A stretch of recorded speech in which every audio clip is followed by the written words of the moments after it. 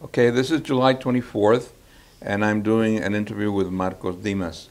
Marcos, we'll begin just generally in terms of your own life. When you were born, where, your early childhood, that thing. All right. Well, yeah. Well, I could start talking about that, of course. I grew up I was born in Puerto Rico, and spent the first, I think, about 8 years of my life in Puerto Rico. So my formation is Puerto Rico, Latino, Spanish, whatever, Catholic, nature. And then my parents, we come from a family that worked, well, my parents' family was from the sugarcane industry, the plantation. My mother was from El Pueblo, and they were. My grandfather was a shoemaker, and the sons were all tailors. But on my father's side, they all worked at the plantation. So when you say plantation, coffee? Sugar cane. Okay. Sugar cane plantation, yeah. And so I spent my early childhood between the town and the country, which wasn't like about a mile apart, Yeah, so it was like.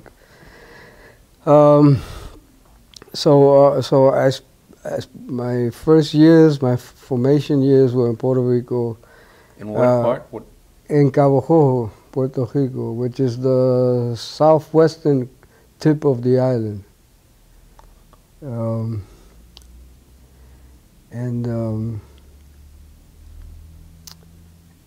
then what started to happen was a lot of the agricultural, a lot of the farms started being sold, and then Puerto Rico was like in the transition between agriculture and factories. The factories started coming in, so a lot of people started selling their lands, and then they were out of work. So we came to New York, and so I came to New York. I started school in the 3rd grade in New York City. And I've lived there basically from there on. You have brothers and sisters? Yeah, I have one sister. My parents just had a couple, a girl and a boy. And then, but I have a lot of, we had cousins here already that were here. We had family in New York that came over in 1917, So they were the first migration. Yeah, the first migration. They were here. So there was always a link. So they would take us in. We have family in New York also. So the extended family took us in till we got settled. Got an apartment, saved some money, bought an apartment. Those days you had to buy the apartment. And this is what borough? I came into the Bronx. The Bronx. Yeah, into the South Bronx. And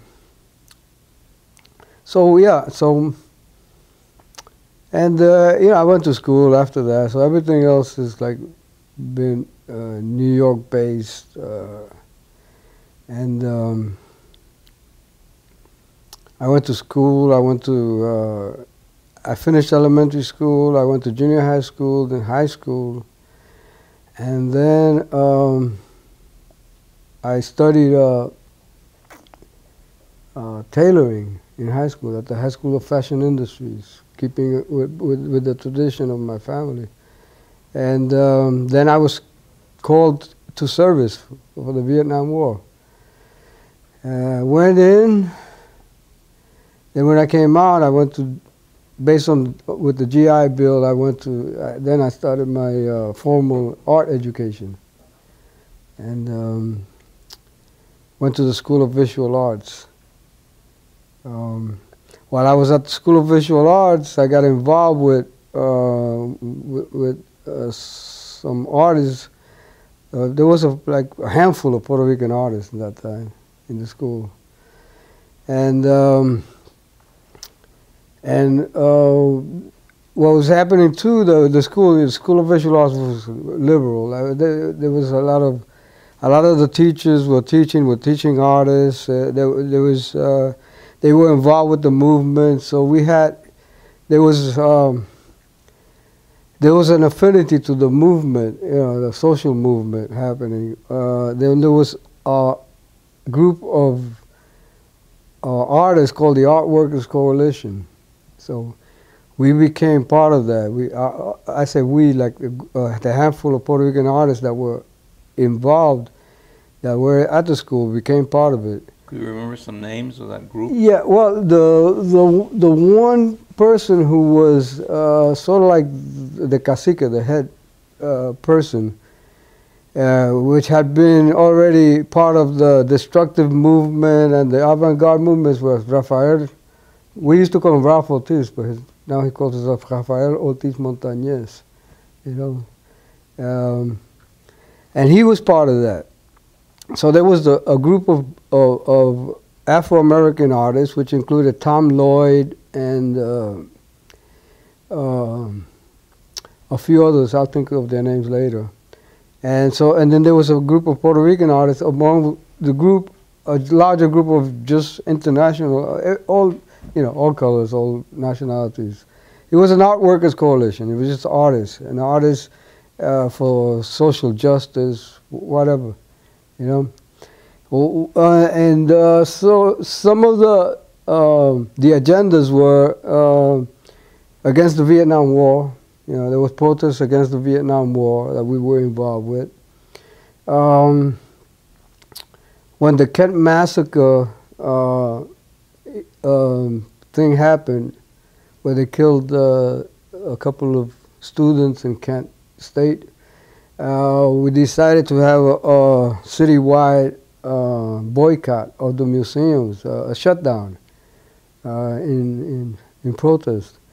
And so there were like factions sent out to different museums to sort of like close them down. And we did a series of demonstrations, and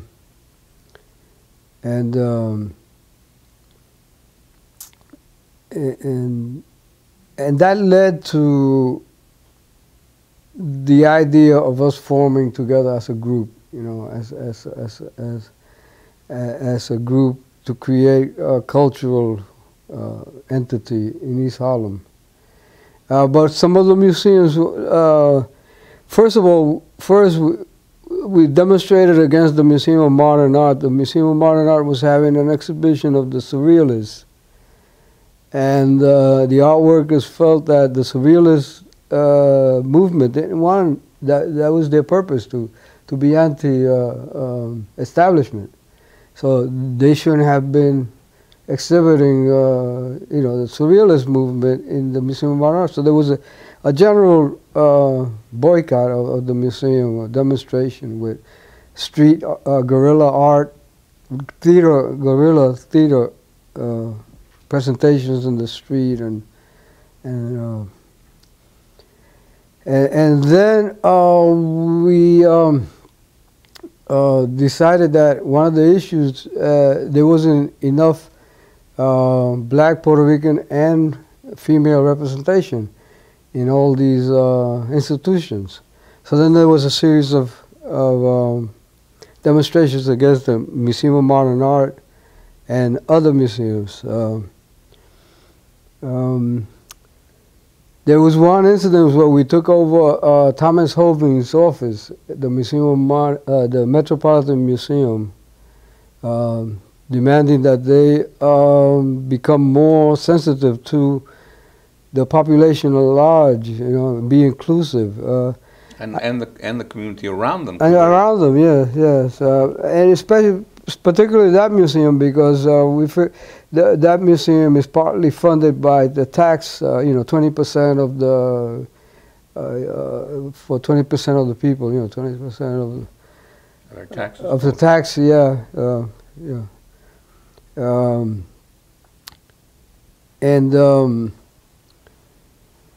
so we did that. They became more sensitive. They started doing other things. Another museum was the Museum of the City of New York, which was right in our community in East Harlem. They're at Fifth Avenue at 104th Street.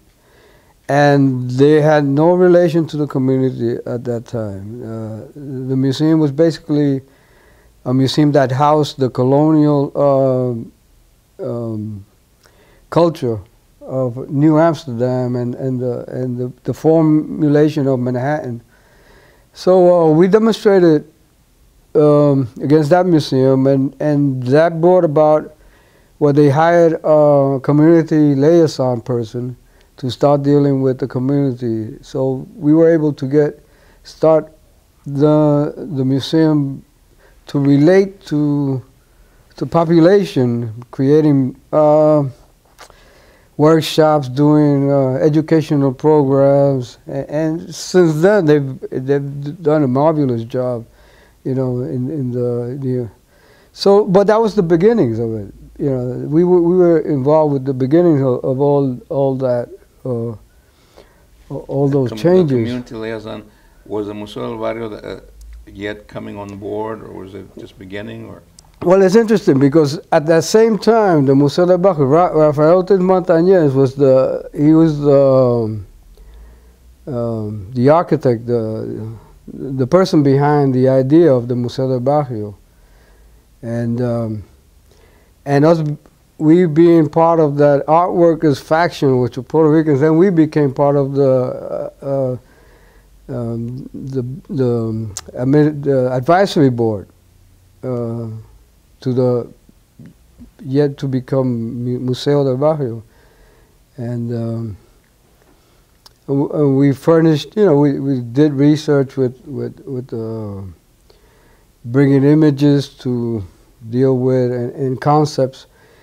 Rafael, well, I call him Ralph, but Rafael, his concept was very avant-garde, and that clashed with the administration. His concept was Museo del Barrio was a museum of the streets to create art in the streets and bring exhibitions out.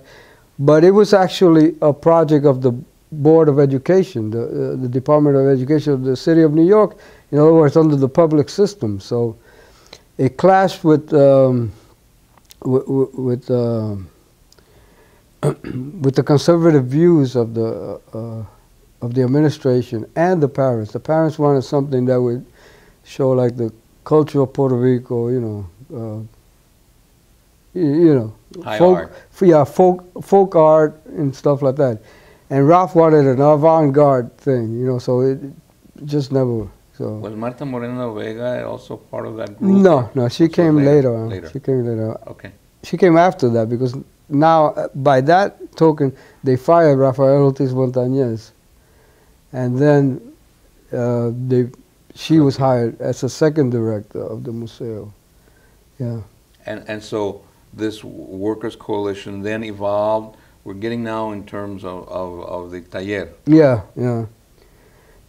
The same group of people, which I actually included myself, Adrián García, Armando Soto, Martín Rubio, and then we came into East Harlem. We met some organizations there that helped us, sort of like grandfathered us into East Harlem. They gave us space to work out of and all that. And that organization was called the Urban Planning Studio, which Manuel Otero was part of it. And they were a splinter group of another organization called the Real Great Society. At that time, Lyndon B. Johnson had the Great Society, concept going on. So they called themselves the Real Great Society. Yeah. So they allowed us to come into their building and use some of the space for talleres. That's where we started the Taller Boricua. Yeah. So and Taller Boricua was first at this great, what is it? The Real Great Society's Urban Planning Studios building. Yeah. That's the first location we had. And it just happens that we were on Madison Avenue, 110th Street, 111th Street, and across the street was the headquarters of the Young Lords Party, you know, which was also another thing that was happening around the same time. So then it became, you know, like, it became sort of like very dynamic, because then we would do activities where we would do posters and all that for the movement. We do posters for the Movimiento Pro Independencia de Puerto Rico, the MPI movement, which had a faction in New York City. And other organizations then started to spring up. El Comité was another organization that then started to spring up, which dealt more in the West Side, but with the same issues, you know. So it's just a coalition of organizations started to then sort of like grow and become like brothers, more or less, you know. So that's basically like the idea of the formation of that Taller Boricua, you know. Personally, I was in School of Visual Arts, and I studied with Malcolm Morley and with a lot of the super realist painters, Chuck Close, and all they were young artists just teaching there at the time, you know. They weren't even famous yet. But those were our teachers, so we had a good group of teachers, and some of my early work was more or less like a combination of surrealism and super realism and that type of work. But when I left the school and started dealing with this whole new concept, you know, of identity politics, if that's what we call it now. So I started to do research along with the museo too. As the committee, the advisory committee, we started doing research.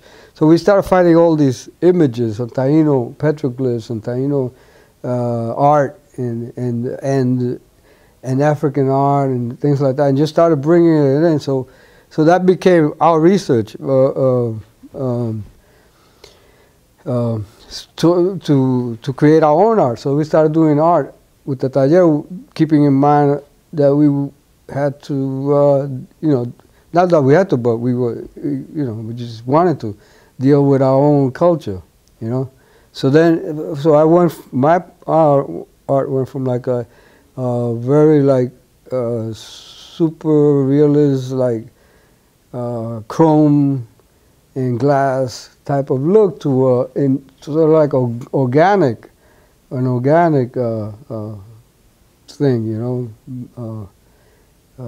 With the symbols and the symbolic of the Taino and the naturalism, you know, of the painting, handling the paint in a natural, more fluid manner, and you know, relating like back to nature, sort of like with the idea of like what would be like, you know, if the Tainos had developed to this stage, what would their art look like?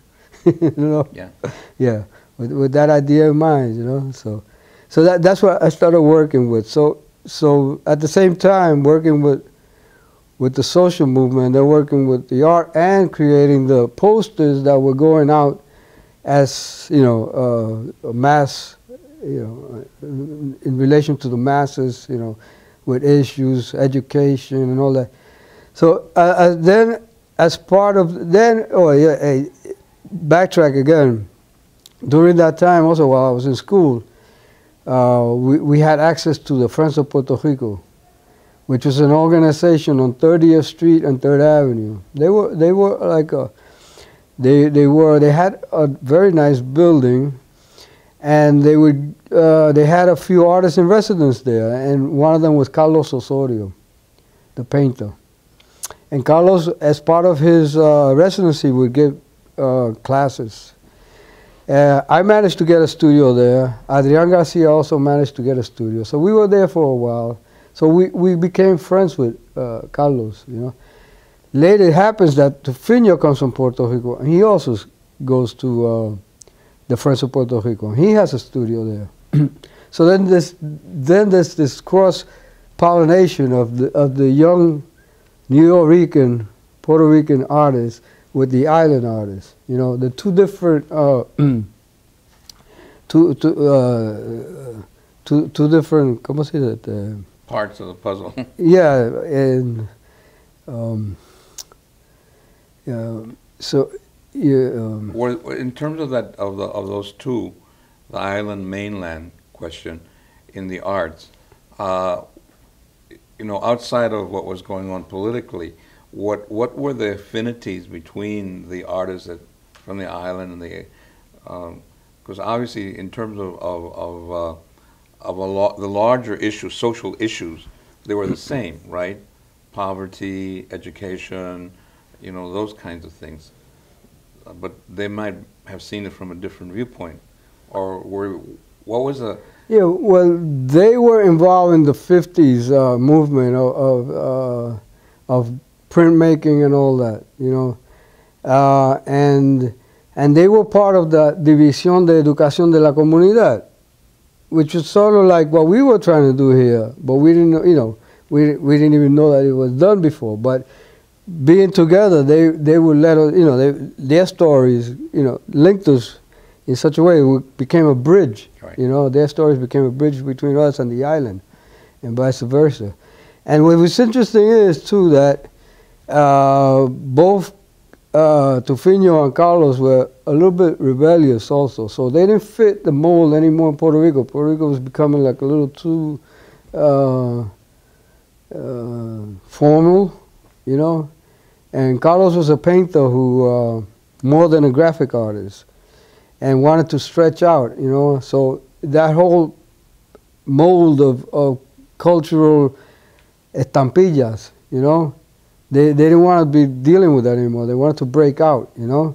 So by coming to New York and mixing with us, they, you know, it became like sort of like we benefited by understanding the history and the culture, and I think they benefited by looking at the new work that was coming out of New York. Extensions of that. Yeah. Extensions of that. The extensions of each, yeah, yeah. So that became that became, I think, like a very unique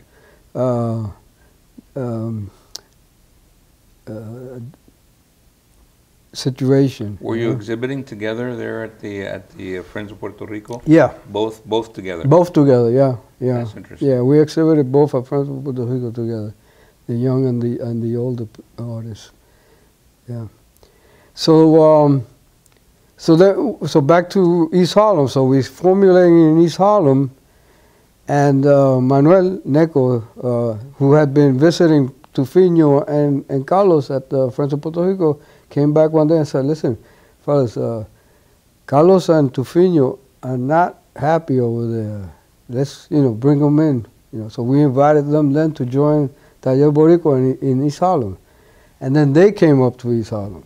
So, and they for the same reasons too, they were restricted with the Friends of Puerto Rico because they had to do X number of like chores and all that to create their art. So it was like, it wasn't a free situation, you know. So so they came up and were very instrumental, you know, like I said before, in those dialogues that we began to understand what the movement in Puerto Rico was, the graphic movement and all that. We also got a lot of influence from Matorrell. Matorrell was doing in Puerto Rico, he was doing Taller Alacrán, and he was producing a lot of social relevant work, and a lot of the work would often come to New York, you know, and would be used as part of the propaganda for the movement. Yeah, so those were, I think those were the early beginnings, and talk about that knowledge development. You have this cadre of artists in East Harlem. You had a space, and you were already making posters. And What about your work at that point? Well, Is that where you moved to the Taíno? yeah, right, yeah. At that time, I started using a lot of Taíno imagery in the work, and in the posters too. And then a lot of the posters would get utilized that way. And one of the activities we would do was we would take art traveling outside of the. We bought a Volkswagen bus, and we would fill it up with art. We would drive to different locations, the South Bronx, Williamsburg, Brooklyn, wherever, and set up an exhibition. And then, of course, bring music and poetry. So we create like a mini happening. And then the people would come, and we start talking about the art. We start talking about the history. Sort of like an educational thing.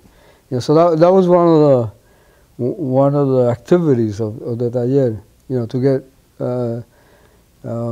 We decided we're going to use art as a tool for social change, so and education, and then we would try to educate so-called masses or the people outside. We worked with what we knew, and it became, so the more people knew, people became interested. Other people became more interested. There were other, the theater also, Teatro Rodante, Miriam Colón. Miriam Colón also, yeah. They were all a generation trying to create this. Exactly. About that time too, Miriam Colón was actually in this late 60s, she was developing the Teatro Rodante Puertorriqueño out of the space at the Friends of Puerto Rico. Yeah. So she took that out. So she was doing the theater work, and then there was other theater groups also. So there was a lot of activity, a lot of young groups developing throughout New York, and then we would also go out of New York. We go to Pennsylvania. We go to Boston, wherever there was a Puerto Rican population, Latino population, we would go out there, if we could. A lot of then an interesting thing happened. Then a lot of the students at the colleges started creating these Black and Puerto Rican Studies departments, or whatever, and then they would get monies from the. A budget from the colleges, and then they would hire us to go to and take these cultural activities to the schools, So then that became another way of disseminating and educating and spreading the art and all that, manifesting poetry, music, art. Was New York Poets Cafe at this time about, or later? No, much later. Much later. Much later, okay. Yeah. So you were, you now had a sort of a project for educating the people. You had a space. You had a group of artists. Tell us a little bit about the ambiente at the taller in those early days, and how that sort of the trajectory of that. What role did you play specifically? Because somebody has to sort of organize or keep together. What was that structure like? Yeah, the structure was interesting. It was based on what was the word? We were a collaborative organization. In other words, we decided everybody was going to have a voice. And no hierarchy. Everybody's going to be the boss and the janitor at the same time, So everybody did everything, Of course, there was seniority, because the longer you were there, or the older, you took over the reins basically. So the reins were taken over by Carlos Osorio first, and then. So that was the form. We whatever needed to be done. If it was a print, we would chip in. People. Then we had other people to come in and do work, do prints, and they would create their own things and go on to other things. So it was also like a nurturing space where artists would come in, learn, nurture, and then create their own things. So, so based on that, what happened was when Marta Moreno Vega got hired as the director of the museo, she came, first place she came was to the Taller. I need help, you know, this was going on, what's going on. And then Nitza Tufino, Adrian Garcia, and Neko, Manuel Otero, left. Oh, and Sammy Tanco. We had, at that time, we also had Sammy Tanco, which was one of the pleneros. He was doing the music, one of the music things that we were doing when we would go out. And Sammy went over there to create some bomba and plena workshops, and they went over to physically create the space, not only to teach, but to, you know, construct the space. Yeah, so they left Taller. Much later, they also created Taller Loíza, which was another offshoot of the Taller Boricua. And later on, Galeria Moriviví and Galeria Tito, which were offshoots of the Taller. But we encouraged that in a way, you know, because this was, it wasn't about like, about elitism. It was about creating, you know, about disseminating, spreading out, you know. But I stayed with Taller with Carlos Osorio. By that time, Tufino had left also. He had some marital problems that he was dealing with, so he had to leave. And then we had a new wave of artists that started coming in. And so then Jorge Soto, Martin Martin Perez, and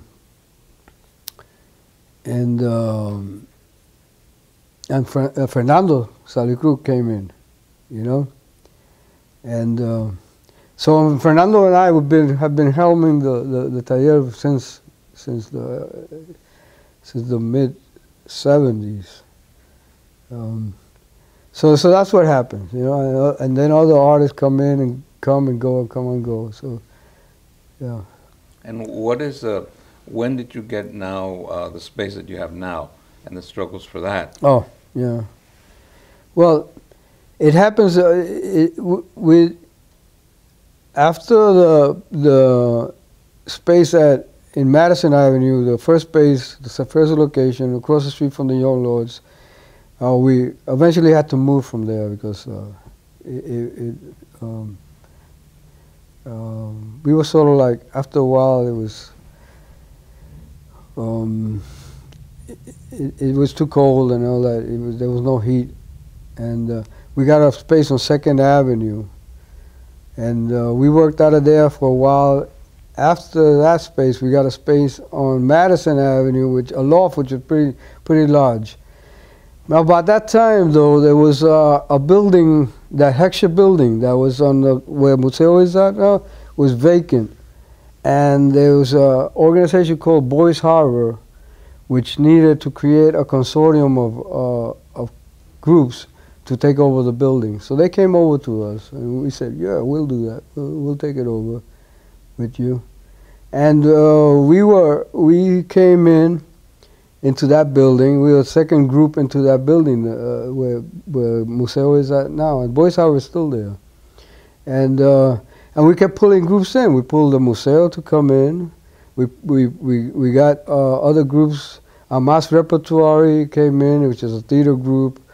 Then there was other Puerto Rican educational groups that came in. So that became established. So we basically founded that building. It was a building that was abandoned for a while. It originally was a home, a shelter for children from the 30s, you know, when there was a lot of wayward children and homeless children. But by the 60s, there were more people working there than they had kids, you know, because of the changing structure of society. Yeah, So it was closed then. It closed for a while. So it was open again as a cultural complex. And we were there in that building for about 10 years, 10, 12 years. But then the rents started, doubling and tripling, yeah. And it started becoming a little difficult to keep the space. And then the city then, more or less like what's happening to us now, they wanted to bring in another organization to take the space over. They wanted to bring in the Parks Department, because the Parks Department had lost their space somewhere or whatever they were doing. They wanted to bring in the Parks Department. So they wanted to sort of like shrink everybody's space. So at that time we negotiated with the city, said, listen, let's do a bargain, let's do a trade-off. Give us a building, one of these buildings that are all over the place that are condemned. We'll take care of renovating it and restoring it, and you could have all our space. So we did a negotiated sale for something like, I don't know, $10,000–15,000, very reasonable, Yeah. So we bought a building then, and we moved out of the Heckscher building, and we started to then renovate that building, sweat equity, and started getting funding and all that. And that was the period. That was about 80 to 86, around there, 19, yeah. And then we bought another building in the corner. We moved to a four-corner, which is like a really bad section. It's great now. It's 106 in Lexington, but at that time it was infiltrated by drugs, and everything was like, it was really bad, And but we purchased another building, that corner building, for artist residencies, and that was under a program. This woman, Janet Langston, she was working with who was the mayor at that time? But her daughter was an artist, and that was good. So she had some power, and she decided to create this program to give these buildings that were like dilapidated to artists, because artists come in and they spruce them up, and the quality of life changes, and so we fell into that program, and we were selected to purchase a building from the city. So we purchased a second building for artist residencies, which is right now in the corner of Lexington and 106. And it just happens that the school, what is now the Julia de Burgos Cultural Center, was a school that was across the street. Again, another school that was, abandoned, broken windows, graffiti, the whole thing, whole 9 yards, junkies going in to shoot up, and the whole thing.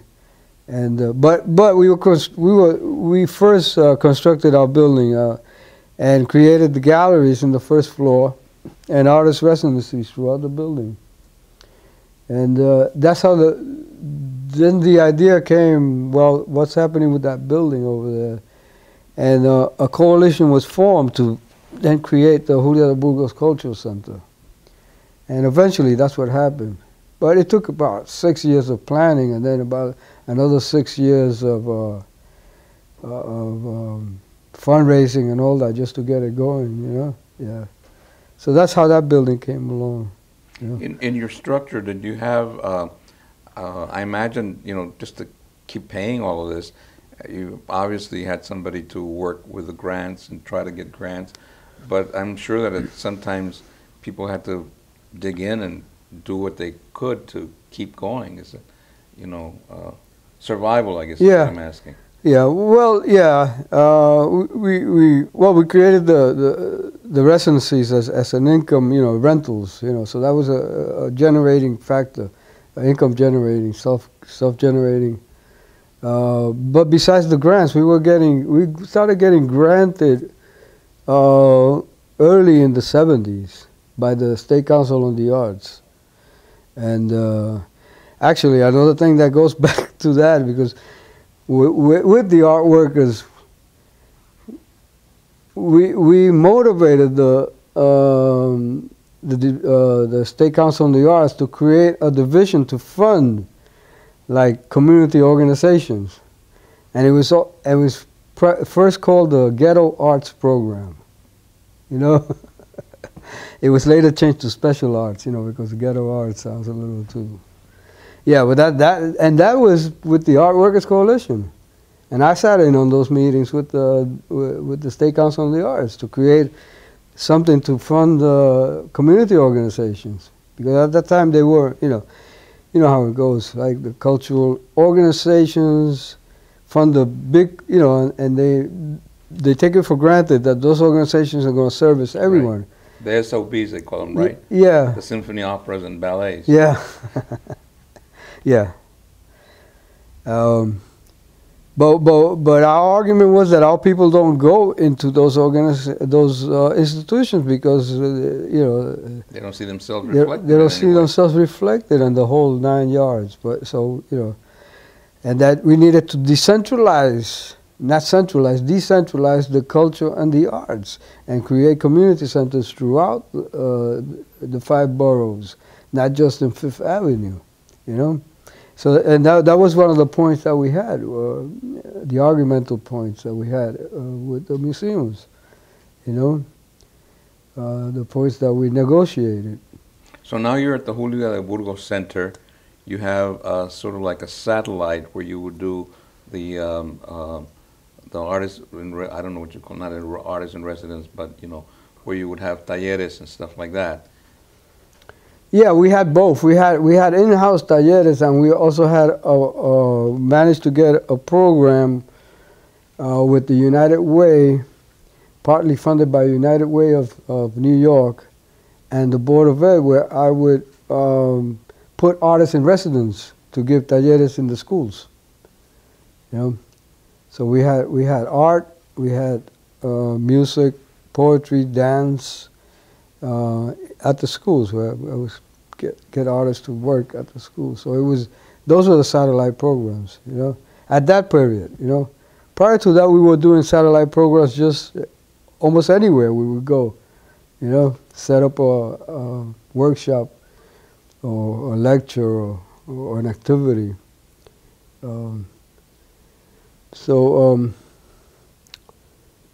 What's the situation now in terms of taller, and particularly did you come into this consejo? How do you remember that connection? And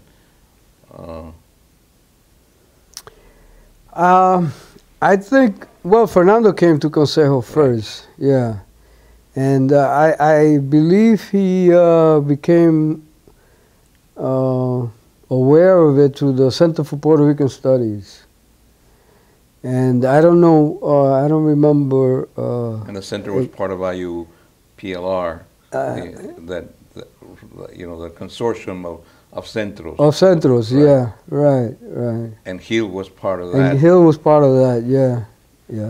And I think that's how we became familiarized with it, you know. We always had a strong tie with a centro. Centro started in about 1974, I believe, something like that, you know. And then a lot of the same people that worked with Taller were working with them, so there was a very close ties. We started doing like educational material with the Centro, doing posters, doing portfolios of patriots and different things like that, educational material, yeah. And Neco, Manuel Otero, then also created a faction just to do educational material. So he used some of the artists also. So yeah, so the Centro with Frank Bonilla and a couple other people were doing that, and that's how we got together with the Consejo Gráfico. And how do you see yourselves now, after so many years and so many struggles? How do you see, you know, the reality now of this enterprise of Arte para el Pueblo, you know? Yeah, we're still doing a lot of the exhibitions. We do a lot of exhibitions with young artists, with themes, contemporary themes, and so I think we're still promoting the same philosophy in a different manner because it's different times. You know, we don't go out anymore and do street exhibitions, guerrilla art or anything like that. But we're supporting we're supporting the younger artists who are working, and then another thing that's happening now is beginning to accumulate all the archives and to deal with the history, try to collate the history and make sense of it and put it out, you know. So that's one of the projects that we've been doing for the last 5 years or so.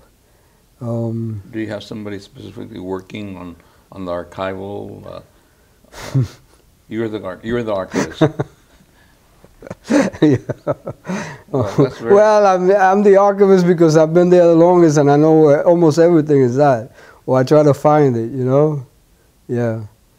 And when Jasmine sits down and say, "What happened here?" When I gotta tell her, I gotta go back into, oh yeah, you know, then give her examples of what we had and things like that. So and we physically, or they at the centro? Physically. No, they at the taller. I've given stuff to the centro already, but I'm bringing out a lot of the things from the taller. I'm going through a lot of the graphics now, a lot of the posters and different things like that, and find out that we have a nice collection of things, you know. So, yeah, so that's one thing that I'm doing now. We're facing a whole series of new challenges, you know, because again, what happened to us at the Hexa building is starting to happen now with this building at the Julius Burgos Culture Center, which is that the city's now coming back in. The artists work. Trying to take it over. They help make everything livable again, and just when you get it, then the gentrification. The gentrification is happening, yeah. And the gentrification is happening in East Harlem, for sure. And then, like I mentioned before, what happened before at the Hexa building was the city wanted the space to bring in the Parks Department. Now they want the space to tie it in with the theater, and they want a new management for the theater, and you know, so it's become another struggle. And so I don't know. I don't know what's going to happen with. But we could always just retrieve and make the gallery in our space across the street, you know, if push comes to shove. And one of the really important things, aside from many of the really deep things that the Taller has done, it's also, I think, helped in this transition where the barrio is becoming more Latino, of different sorts. Used to be a Puerto Rican and maybe some black, but now everyone, Colombianos, Mexicanos, you know, and the fact of having exhibitions, for example, of shared traditions of Puerto Rican and Chicano posters and things like that, I think really helps the community to understand, you know, yeah, it's not necessarily wanting to take over, we have to learn how to live together, you know, convivencia, how to do that, you know. And the Taller, I think, has been very useful in that sense, helpful. It is, and and we look at art, you know, as its own, without boundaries, you know, without, you know, without borders. If the art is good, it's good, and that's it. That's what makes it, you know, viable, and an item to exhibit and promote. You know, so that, yeah, so, and we've done exhibitions not only of other Latinos, but Koreans, you know, other nationalities, blacks, whatever, you know. We try to be inclusive, you know, because that's what art is about, you know. It crosses borders, no boundaries. So yeah, so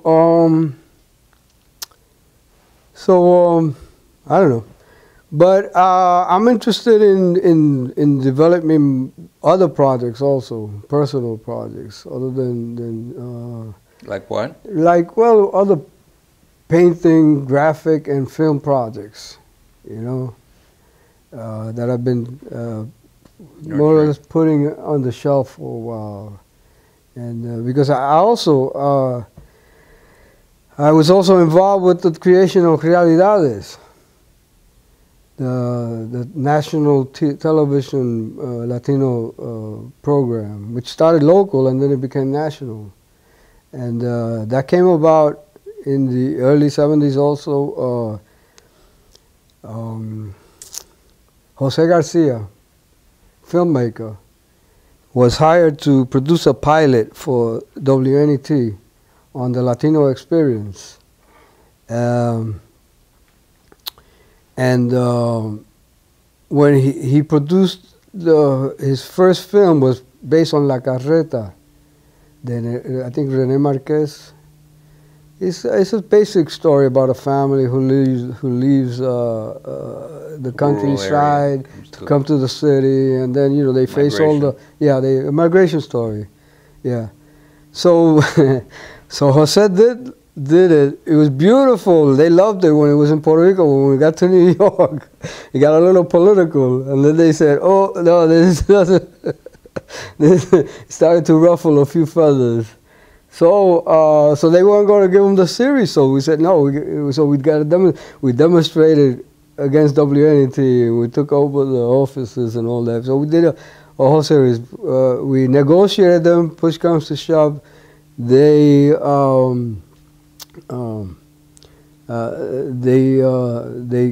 gave over on the series. Another thing that was interesting then, at that time, they had the WNET Film and Television School, you know. So then I applied for the Film and Television School, and I got into it, you know. So I learned film and television, and then I became a producer for Realidades when I graduated, you know. So I was doing films way back then, you know. So but the interesting thing is that we also developed that program. That program became national, and then incorporated like a lot of Chicano producers from across the nation, you know, and it's history. That's also part of history, yeah. And so you're saying now that you maybe now also want to develop that again. I want to, yeah, I want to develop some film sequences or yeah, something. yeah, because I feel film is a more, it reaches a broader audience. You know, it's harder to do, but the rewards are more gratifying. Well, I think it would be very interesting instead of going to the classic René Marquez stories or whatever. We talk now about our experiences in the U.S. That would be, you know, something that would be very useful, I think. I think so, yeah. You know, yeah. So personally, I have a few projects that I'm working on. You know. Do you write the scripts, or do you have the ideas? And I have the ideas. I'm not a script writer in the sense of, but I produce. So I could, you know, I could formulate and put and edit, you know. So yeah. I could hire people to write. I did.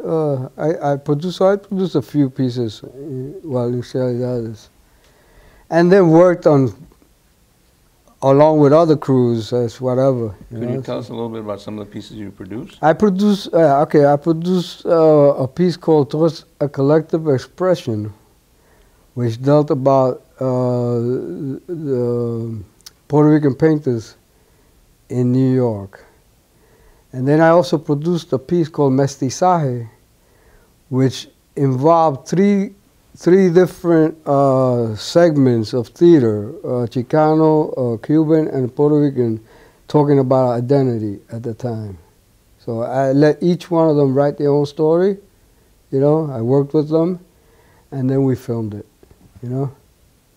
So those two pieces. Then I worked on juvenile justice piece, I worked on a criminal justice piece, another piece, not directing it, but as camera and editing. So I've done a few things along those lines. I think we might stop here and sort of like hope that that we'll walk with you when you go up to get your Oscar.